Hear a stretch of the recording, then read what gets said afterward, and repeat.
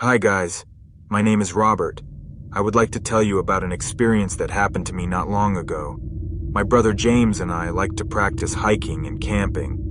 This time, we decided to go for the weekend to a park that is located on the outskirts of the city to spend a few days with some colleagues that we meet with regularly to play soccer.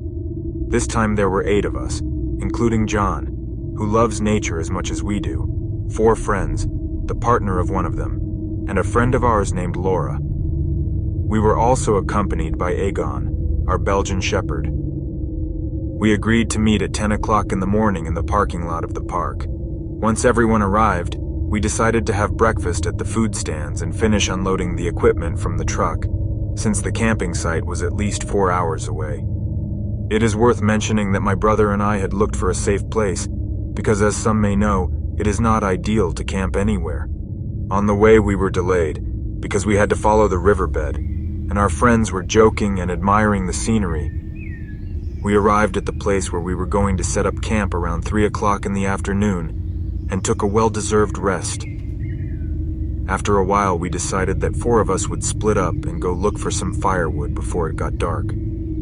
Our friend Laura, the partner of one of the guys, and 2 of our friends stayed at the camp, and we left the dog with them. We split up.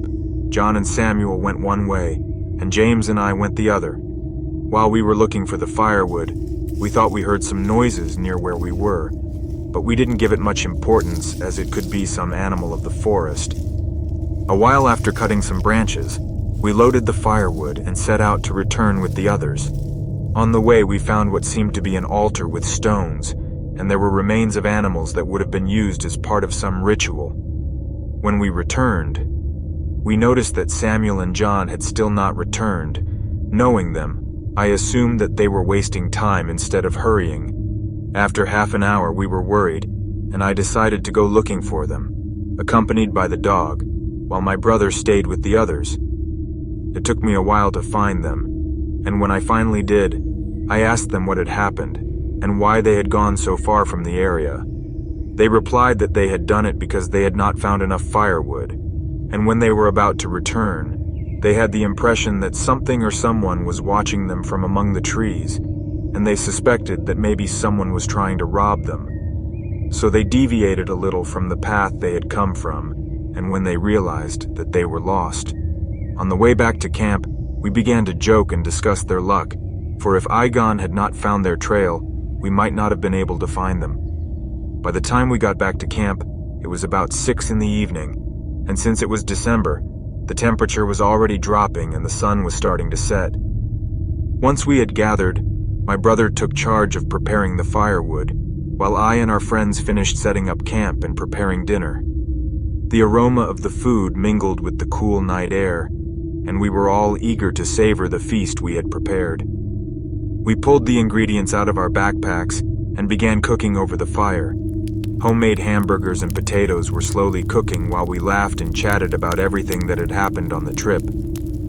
Once dinner was ready, we sat around the campfire and enjoyed the food. Laughter and conversation filled the air as we continued to share moments of our lives, and finally we settled down to brew a delicious cup of hot coffee. The aroma of freshly brewed coffee mingled with the cool night air and the smell of burning wood.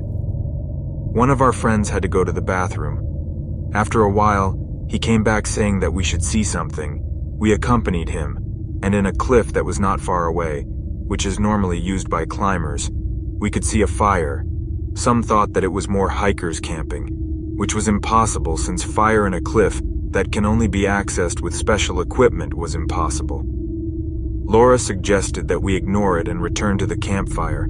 James and Samuel agreed, and we didn't give it much thought. The night passed quickly with laughter and stories, and finally, as the fire began to die down, we retired to our tents. It was about midnight, and the sudden barking of the dog woke us up. Some of us peeked out of our tents, trying to see what had provoked the animal's reaction, but in the gloom, we could see nothing but the thicket of the forest illuminated by the faint moonlight. A couple of hours had passed when Aegon barked again, so we decided to investigate further. We took the lamps and a machete, and immediately observed how the treetops were moving violently. but we could not visualize exactly what it was until I pointed the light at one of the branches of a tree. It was then that we saw it, and I want to add that if it were not for the fact that there were several of us who witnessed it, I would never tell it for fear that they would say I was crazy. It was there, high up in a tree, illuminated by the pale light of the lamp, a grotesque figure that resembled a bird of enormous proportions. But what was most striking was that it had a long, wrinkled neck, and its face was similar to that of a woman, and I say similar because this animal, or whatever it was, had a bit of hair that fell from its deformed face. Its eyes shone like those of a dog when its pupils dilate upon receiving the light. This being jumped from the tree into the depth of the forest, and immediately Igun pounced with ferocity, barking and growling against whatever it was. We went after it, but we could not reach it, and we could only see how it was lost among the trees. Some of us quickly went to look for him, trying to locate him with his barking that was gradually getting farther and farther away. We were terrified at the thought of what could happen to him, since in the distance we could hear a guttural squawking sound, a sound that I could not describe, and that just remembering it makes my blood run cold. We were looking for him for a long time, but we had no luck, and we had to stop, since, due to the darkness and the terrain, it was very difficult to follow. We decided to return with the others, and in the morning when the first rays of the sun came out, we would continue the search. Once we were in the camp and everyone was awake, the girls wanted us to leave the place, but we didn't want to, since, as we had mentioned, it was early in the morning, and it would be dangerous to walk all that way blind. Besides, we didn't think we would leave without Aegon. Already in the morning, tired and sad when we were thinking that maybe we would never see our friend again, Samuel managed to find him exhausted and very scratched. His fur was full of blood, but when we examined him carefully, we realized that this blood was not his. We finished packing everything and healing our hero. We gave him water and a little food.